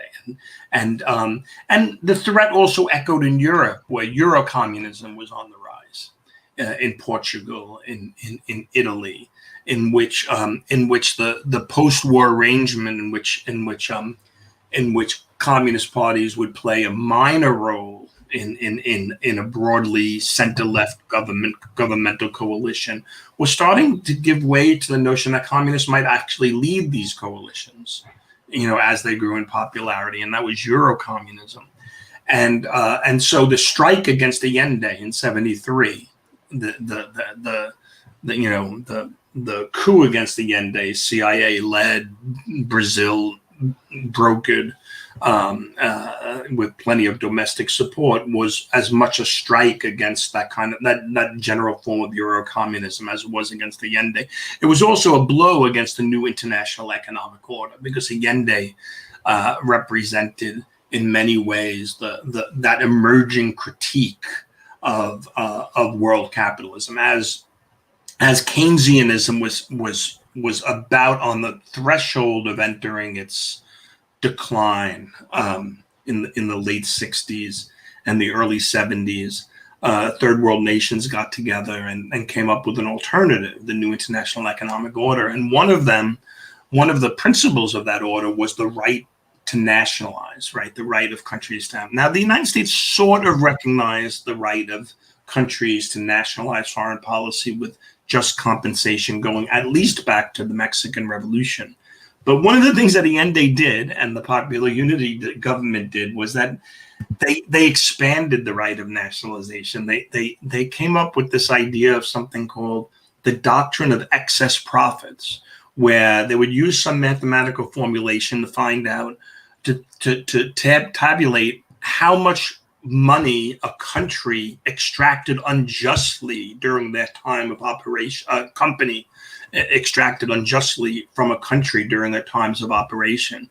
So Allende's government didn't just nationalize Anaconda and Kennecott mining companies and International Telephone and Telegraph. They did the math, and then they deducted what they said was excess profit from the compensation, which usually resulted in handing a bill to these kind. I think Kennecott, I think the Allende government said Kennecott not only lost its holdings, but owed Chile another $700 million. That was for the Nixon administration and for John Connally, the Secretary of Treasury. That was a step too far. I mean, Mexico and Pemex was one thing, but this was just going too far, especially on the eve of the first world having to move away from Keynesianism into what we generally know as neoliberalism.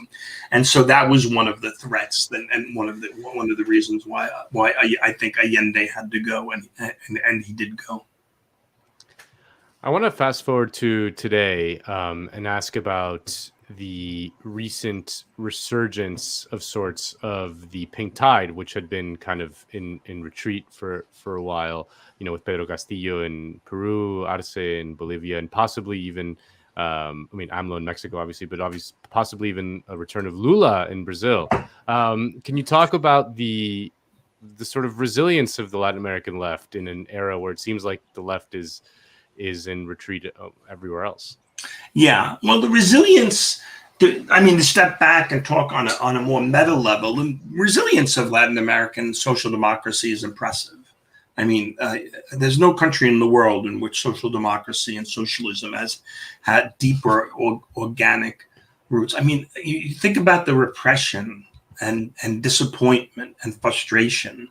Albert Hirschman has that great book about, the Cantor reaction, basically jeopardy, fertility, and perversity are the three reasons that conservatives give for why change could never happen.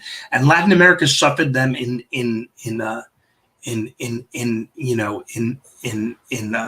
suffered those three things over and over again. If you need any proof that socialism was impossible, you just look at Latin America, all of the coups, a combination of elites and the United States would never let it happen. But it keeps coming back, right? They wiped out a generation of economic nationalists in the 1970s. There are hundreds of thousands of people, if not millions, displaced. The whole social base of what was the socialist movement was destroyed in the 1970s and 1980s, and millions of people, and yet it just proves impossible to squash the social democratic ideal understood in its broadest sense, or the democratic socialist ideal. I don't mean, by using those terms, I don't mean to enter into any controversy about democracy, democratic socialism, or social democracy. I'm just generally referring to an ideal in which citizen rights entails a degree of individual freedom and some form of social and economic justice and social solidarity. Look at Chile. Patricio Guzman, a great filmmaker, a great documentary. He made this wonderful documentary, The Battle of Chile, that documented the overthrow of Chile. 3 parts. It's a classic text of New Left cinema, documentary cinema. He went back in the early 1990s and he showed it to Chileans, and he made a documentary of that show which called Obstinate Memory. And the documentary had a thesis that neoliberalism was so triumphant it had erased the memory of solidarity in the past. It had turned, social democratic citizens into neoliberal citizens, and turned them into, atomistic, isolates that understood themselves as consumers and not citizens. And when shown images of a past of solidarity, they couldn't reckon.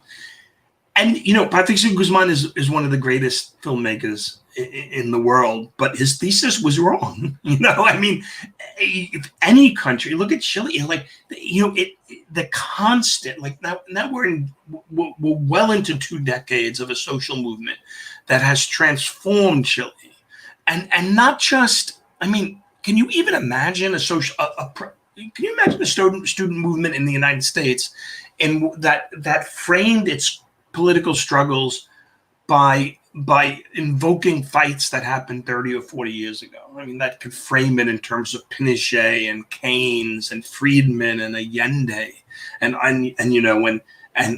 understand and carry placards that say things like neoliberalism, neoliberals command, you obey, and understand that their project is to de-neoliberalize the society.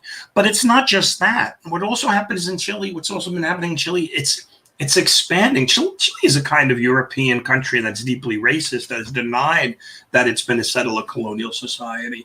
And you see that changing. You see the incorporation of indigenous peoples that maybe have a different history of struggle than the one that we would associate with the rise of Allende and the overthrow of Allende. And they're indigenous woman is the head of the Constitutional Assembly that's going to rewrite Chile's new constitution that's going to overturn a constitution that was literally modeled on von Hayek's Constitution and Liberty, which was meant to hamstring the government and prevent the kind of errors that led to the social democracy of the Allende period. So there is I mean, things happen. Politicians betray. There are certainly a social base for less humanistic, more brutal movements. The drug war, paramilitaries, the rise of evangelical style politics in Latin America. But at the same time, the endurance of a kind of social democratic ideal in one country after another is impressive. And to be very specific about Bolivia, when we look back at this current moment, Bolivia, I mean, that coup had the support of Colombia, it had the support of Macri's intelligence organizations, it had massive support from different right-wing civil sectors in the United States, if not the Trump administration itself. And the fact that they were to overturn that coup and in a massive way that repudiated it completely, and that is now holding the people accountable, totally with due process and legal rights, but holding them accountable is remarkable in considering the consolidation of right-wing authoritarianism elsewhere. And yes, and it is linked, I think, to what's going on in Chile, elections coming up in Colombia. It's a little hard to say what it all means, right? So the last new left, which wasn't that long ago, Chavez's election, Lula's election, then the Kirchners in Argentina, then Evo Morales in Bolivia, and then and others. That the project there was coherent. Chavez would use oil rents to kind of revitalize the new international economic order and create a petro solidarity foreign policy. Lula would ground Brazil, the hemisphere's largest economy other than the United States, to create a new center of balance from the United States. Brazil and Chile would work together.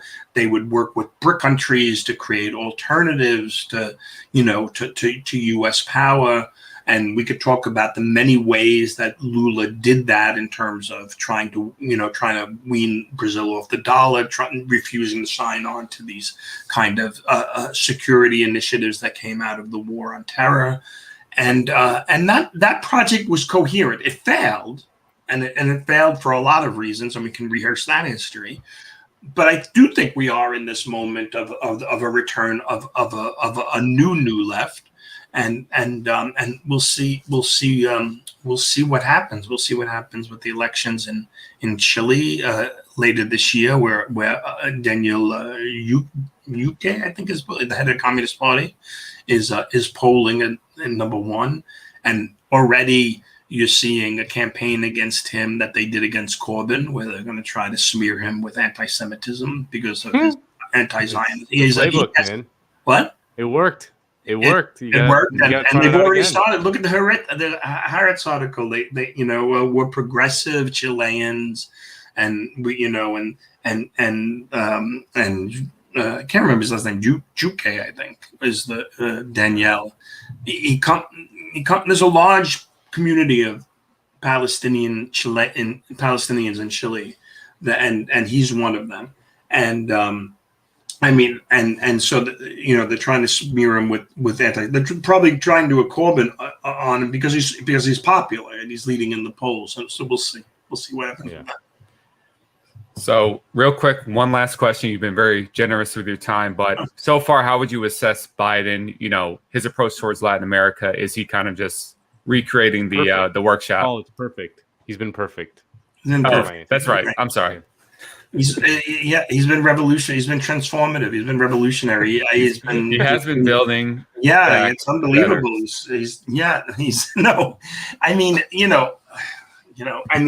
The United States is such a mess. Economy doesn't hold. Understands why you don't want to take on Latin America. But I thought he would reverse Trump's reversal of the normalization with Cuba, but that didn't happen. It's amazing the hold of the Cuban vote on Florida and the ongoing power of these marginal voters on just hoping to win the electoral votes of Florida. It's mind-boggling. So he hasn't really been good on Cuba. He hasn't been good on distributing vaccines. He's been horrible on Venezuela. He's continued Trump's policies policies on He hasn't, and this is, I think, this is an existential policy that has to do with all of the Americas, if not all the world. He hasn't kind of united the countries behind a shared vision of a response to climate change, especially considering, the way the West is getting battered and the way certain other countries in Latin America are getting battered by extreme weather. So, I mean, part of me understands he's up against so much. And much of what he's up against, he himself created. But that would be the story, that he was able to, defeat the monster that he created. But sounds like a good movie. I just think if he signs a few more good progressive executive actions, and the Republicans don't get the House, I think we can. I don't know. So basically, he's been perfect. Basically, he's been perfect. Yeah, he's been perfect. Kamala Harris went to Guatemala and told gave him. I don't know what's up with that. I mean, that was mean. I mean, that was just like that was very mean. And then next thing. I was unbelievable because I don't know what's the plan. Is Biden going to run for re-election, or are they setting up? They're certainly not setting up Harris. They seem to be under. No, they're leaving her out to dry. They're making her go to the border. So what's the implication, that she's not going to seek the nomination, or that Biden? I think Biden runs again. No one gives. Yes, of course. No one gives up that seat of I think actually Juan Guaido is going to run. I heard that. Good point. I think Bolivia is going to appoint him president. Yeah. Yeah, exactly. That'd be cool. No, I mean, if I had one wish, like if a genie granted me one wish, I mean, obviously, and I had to rule out like world peace and ending hunger and poverty and all that stuff, I would want to witness a conversation between Kamala Harris and her Marxist father about like any of this shit. What is, how is that conversation go down? Like what? I need to see that. I need to witness it. That's just my one dream. Yeah. Even better, her Marxist dad and then Buttigieg's Marxist whatever uncle or something. Yeah, and father also. And then Obama's them getting together, Kenyan developmentalist economist, and them getting together in a bar and just complaining about. And the Miliband's. The Miliband's could be there. Yeah, exactly. I mean, talk about daddy issues. Jesus Christ, like that's just like I know you want to rebel against dad, but like becoming vice president and it's just a little much. Greg Grandin, thank you so much for joining us. This was absolutely fascinating. I think this is going to be like the only interview that I'm going to re-listen to. You can read the book too. I can read the book as well. The book's good. Empire's Workshop. Many other books as well. You're a very prolific author. There's plenty to read. So people viewing at home, check out Greg Grandin's book and his many books. And yeah, share this interview with your friends because it is it's like a masterclass in U.S. Latin American relations for the past 200 years. So thank you so much, Professor. Thanks so much. Thank you. Thanks, Paul. Thanks, Nando. I think it was great. Nice conversation. Appreciate it. All right. Well, it's that time of the show, Paul, where we bring on young producer Kale. And also looking extra handsome today, Kale, I gotta say. Thank you. I'm just still looking wet. That's how I do it. Yeah, that's right. Always looking wet. So actually, don't we have an exciting announcement from Juan Guaido, Kale? We do have breaking news. If we have breaking news, Kale didn't make the we're gonna pretend we're on a boat or a plane or a spaceship. Yeah, exactly. Sorry to make y'all wait, but it's very exciting. While Kale brings up the breaking news, which is there it is. There it is. There we go. There you go. New president of Haiti. Yep. Congratulations to Juan Guaido. We'll see what kind of policies he implements. Whether he stands up to Jimmy Barbecue or not. If he does like a little maybe he does like a little arepa to Jimmy's Barbecue. We'll see. Right. I don't know. It's unclear. All right. Well, chat, you know what time it is. Yeah. So this is Super Chat time. So I will, if you guys send us Super Chats via YouTube, I will read them aloud because we're live right now and we're going to try to do our best to answer them. There's a couple that came in. I want to say just before we get to that, really appreciate Greg Grandin coming on. I actually had the privilege of being a student of his a couple years back. And so I've learned a lot from him, especially on Chile and on Latin American revolution. So appreciate Greg for everything he does. You're such a fucking teacher's pet, Brown. Like, I had my teacher, and like he was the best. And blah blah blah blah. I mean, Paul, he's smart, good dude. Like, no one likes a teacher's pet, right? I don't know. This is how you get the A's. This is how you get them. This is Yeah. I didn't know shit. I just very kind. Couple super chats. A few that came in earlier that I'll run through right now. Lee had said excellent decodes. Hope Oscar has a sense of humor. We also hope that he doesn't. He doesn't. Prairie Fire had said earlier, Nebraska got hammered with thunderstorms last night. It's been a bad week in general across North America with weather. Canadians are dying from humidity and major metro stations flooding. We need a Green New Deal. I mean, that's... There's. I mean, did you see that story out of the Pacific Northwest? It's like 110 degrees out there, and like 1 billion sea creatures like cooked to death. As a result, like Jesus Christ, here's where we're at. Because again, I mean, the problem with all of this inevitably is just that like it's a political issue, that there's political. It's a political blockade. Like we're not able to actually move like policies that we have ready to go forward. But then to understand the political block, you have to understand the power of the rich, the power of capitalists in relation to the power of labor. Because that's like when you see that those blockades being transcended, it's in those moments when working people are able to force politicians to do what they want. And so that's the... And I'll just add, increasingly more and more, union leaders from fossil fuel industries and construction industries, like they know the writings on the wall and they understand that a change needs to come. And so I think there is a little bit of opportunity. I mean, what they're looking for is actually concrete plans that are reasonable and that can work.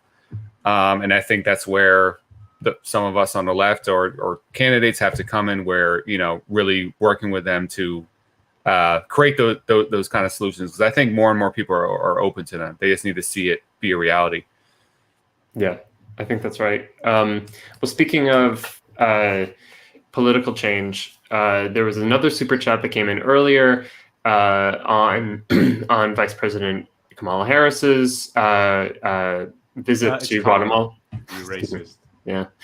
Kamala Harris, Vice President Harris told Guatemalans, do not come. The mainstream media didn't explain why it's offensive given the U.S.'s role in Central and South America. Is there a way for us to make it at least a little less likely our government will keep doing this? You can share my decode that I did on Guatemala in the wake of Kamala Harris's just absolutely like infuriating comments. Like it made me like I wanted to like grab something and just break it when I first saw that. I was like, just the sheer arrogance of it, like the condescending tone, everything about it. Like even when she was like, you know, in the way you treat your Afro Latinos and your LGBTQ problem, it's not very good in Guatemala. It's like, yeah, we'll ask fucking how we treat our Afro population in the United States. We don't have a great record on that. You know, it's just everything about it was so infuriating. And just the obvious point that like our massive involvement in creating a genocide in that country. Like, yeah, hundreds of thousands of people killed. Yeah, hundreds of thousands. But to the super chats question, I think part of it is, you know, it's part of it. You have to think of it on two ends. I think you have to think of what capital's doing and what kind of the transformation of capital is and is going to be. Based on how we understand what it's been in the past, and then what we on the left and working people broadly can do to fight back. And I think on the side of capital, I mean, the reason why, I mean, there's multiple reasons why the U.S. has been so involved in Latin America, but at least in the last 50, 60 years, a big part of that has been, especially in Central America, has been moving production into that part of the region, part of the world, in order to get cheaper labor. These are a lot of the jobs that were taken out of initially the Rust Belt, and then into the American South, and then from there into Latin America or Central America, and has continued to move into even other parts of the world that will pay. You're able to get away with paying even lower wages. So that ends up being a lot of Southeast Asia. So my sense is that, you know, part of this is trying to understand where is capital headed, and because capital really only wants, their main priority is maximizing profit to minimize and minimizing costs as a means of getting there. And so as of now, it seems like it's the case that it's still fairly profitable to be, using labor in this part of the world. And so part of that has to do with like the way you fight back is that, you know, these countries have to have militant labor movements that can, fight back and fight against their ruling classes and against their bosses locally.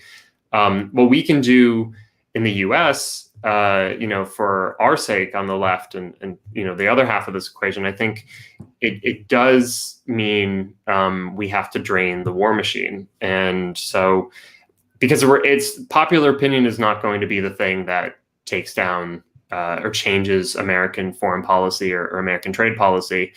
It's going to be basically tightening the screws on budgets, I think. And so I sometimes sound like a broken record, but I think that just means like you have to fight for social democratic politics here. I think you have to fight for reorganizing budget priorities towards the benefit of working people, and to raise the costs, both like real costs and political costs, which requires political organizing on politicians to say that you cannot pursue these policies without punishment. And on the labor side, I mean, a huge challenge for any labor movement is like how to actually do transnational solidarity to prevent a company from just being, okay, fine, we'll just go here. And some unions try to do it. I mean, it's just incredibly hard to really do it in a concrete way to like prevent some of this stuff. And I think for so much of the labor movement in Latin America, I mean, they're dealing with a level of repression way above what we would normally deal with in the United States, labor-wise. So it's just a big challenge. Yeah. Slightly different note. Lily says, great show as always. Can we hear a little bit about Nando's upcoming podcast, Transportista? Apologies if this was covered in the past. It was not, because we don't cover that. No, you can do it. Well, it's dropping on July 14th, Bastille Day. It's called Transportista. It's being released simultaneously in both English and Spanish. And it tells the story of a guy who was kind of the transportation logistics expert for a lot of the drug cartels in northern Mexico, in Colombia and Venezuela, and in the Caribbean. He was basically kind of like the Tom Cruise character in American Made, Barry Seal, and Leonardo DiCaprio's character in Catch Me If You Can. He was kind of like a master of disguise and identities and things like that. And he spoke to us through a smuggled cell phone from a federal prison in North Carolina, through WhatsApp voice notes that he was sending us. And then so we built a podcast around that audio. And he basically told us the story of just how he was able to remarkably easily ship huge amounts of drugs all over the world, and how easy it was to corrupt, everyone from local politicians to airport officials to like DEA agents and airport officials in the United States. I mean, a lot of the drugs, we think of like drug shipping, by using these kind of clandestine methods like tunnels under the thing or whatever. But like a lot of it's just flown on airplanes and landed in major U.S. airports. So yeah, it just tells that story of the relationship between drug cartels, politicians, how the drug trade and the war on drugs is all just kind of related. And it tells it through this guy who's sitting in a federal prison in North Carolina and wanted to tell his story. So it's going to be cool. That sounds way better than I was expecting, to be honest. I thought it was about like Transportation Workers Union or something. So, no. But that's how my brain works. For some reason, my brain went to like Train Spotting, but whatever. All right, another super chat. Is Jacobin going to change the name to Weekends-ish? No, you see us on the weekends. Or you're the Saturday. You see us on Saturday, so no, but appreciate it. It's the incredibly creative name, Jacobin Weekends. Right. Are we allowed to steal the name Sábado Gigante? Can we steal that? We should. Giant Saturday. That we should just do it in English. Right. Legendary show. Speaking of Chile, that guy's Chilean, Don Francisco. Is that show still going? I think he. Oh yes. No. Okay. He retired. Okay. He may have retired. I don't remember. Sorry, everyone should check that out. He's the longest. He's the person. He has like the Guinness Book of World Record for longest TV show in anywhere in the world. Like I'm not fucking around. Like he did it for like 60 years or something crazy. Everyone check that out. Sábado Gigante on YouTube. Yeah. Okay, we have one more super chat that I'll jump to from Erica, who she says, she asks, new sectors like Uber and Airbnb are not unionized. Should they join another union slightly related to their work or start a new union altogether? I'm going to hand this to Labor Paul to take this. Yeah, I mean, generally, I would say join another union related to their sector. I mean, it's tough to form an independent union. You don't really have the same resources. That's going to be a really tough fight. So yeah, and I know, I mean, in some areas, I know the Transport Workers Union or the other one, the Amalgamated Transit Union, is looking at organizing some Uber workers. It's very difficult and complicated in that sector for various reasons, but I think generally the way to go is joining an existing union instead of like starting a whole new independent one in most cases. Yeah, and Nando, a couple weeks ago, covered the recent reforms in the Teamsters. That it looks like it might be the case that the Teamsters Union is going to have a new reform leadership in the future that is far more focused on internal democracy and kind of militant organizing. So maybe that's a candidate. Right. Yeah. And excuse me, DWP 83, Meet the Press may be longer running, but it's hosted by different hosts. Don Francisco hosted Sábado Gigante himself. I'm talking about like the single person to host the longest show. Like Meet the Press is Tim Russert, and now it's like then David Gregory for a while, and now it's. I would love to see the guy from Sábado Gigante host Meet the Press. That would be great. we maybe start to see some political change in this country. That's right. As if Chuck Schumer had to sit in front of Don Francisco and face the music. Yeah. Okay. Last question for you guys, since we should get going. Nando's got guests or friends or drinks. I got iced coffee. My girlfriend brought me an iced coffee, which is just this is why I love her. Yeah. Shout out to the girlfriend. Well, it's we got Euro, we got Copa this weekend. Who you guys rooting for, and who's winning? Hard. I'm gonna paint my chest in Italy regalia. Never let the England win anything in soccer. I find them incredibly annoying on so many levels. The whole it's coming home. Yeah. It's you guys only win fucking international tournaments when they're hosted in England. Whether it was the 1966 World Cup, which was stolen. I said it. Or this current Euro Cup, which is basically being held in England. They've only played one game outside of Wembley. So even though Italy, I was thinking, Spain has 3 Euro Cups, right? They won 2008, 2012, and 1964. And if they had won this one, they would be the number 1 team with the most Euro Cups. Germany has 3 also. Spain and Germany have 3. Italy now has the chance, I think, to get to 2. So I'm fine with that. I just don't want England to win. Never want England to win. I co-sign all of that. I'm rooting for Italy. Yeah. There you go. Yeah. All right. I'll just to make it fun. I'll go for England. Because you're an imperialist pig, Kale. That's right. Italy has never done anything bad, from what I know. No. There's a debate over whether or not capitalism starts in England or Italy, and it's England. So I gotta represent my that's true. My favorite economics. That's not a debate. It's not an active debate, but there are people it's not an active debate. It is one Kale is having though. No, Kale has been those bastards who think that capitalism was started in England. It's actually started in Italy.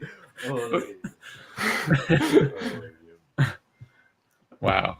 Well, okay. All I have to contribute is that capitalism was started. Was it in England or Italy? No comment. It was started in England. This is the Origins of Capitalism segment we've been promising for a while. It's all I'll contribute is that I'll be rooting for Messi, and I assume he's going to blow it because he has to. But I'll be watching with tears in my eyes, hoping for Argentina to finally win a national tournament. But people don't know that Kale is Argentine. Yeah, and very nationalistic about it too. So for the record, I do know fascism was in Italy. That was a joke, that they didn't do anything bad. But I still want them to win. I hope if someone was giving you shit in the chat about that, I hope they realize that was a joke. Are we that literal minded, these days? We're big on forgive and forget on this channel, Okay. Wow, Puppy bringing in the Except money. for Madonna, we cancel her.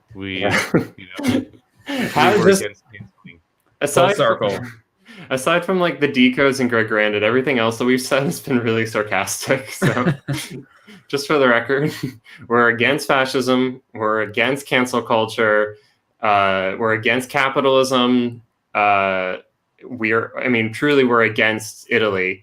So just so you understand where we actually stand on these things. Yeah. All right. I think we can end it there. Yeah. Yeah. Right. I hope Neymar goes down to whoever was in the chat on Neymar. But have a good weekend. Enjoy the games. Enjoy maybe decent weather. The weather has been horrific and we need a Green New Deal. But all right. See you guys. All right. Bye, everyone. Well, Paul, thank you so much for filling Anna's large, very large shoes. I don't want to imply. I'm not implying anything. It's an expression. You know what I'm talking about. Yeah, I got you. But thank you so much. Everyone, check out Paul every Wednesday on the Jacobin Show. with Gen Pan. I find myself watching often, not live. I never watch it live because I can't do that because I have like a job and shit and like a life, and stuff like that. So I watch it like usually later. But you guys do a great job, so I really appreciate it. Thank you. All right, till next weekend, everyone.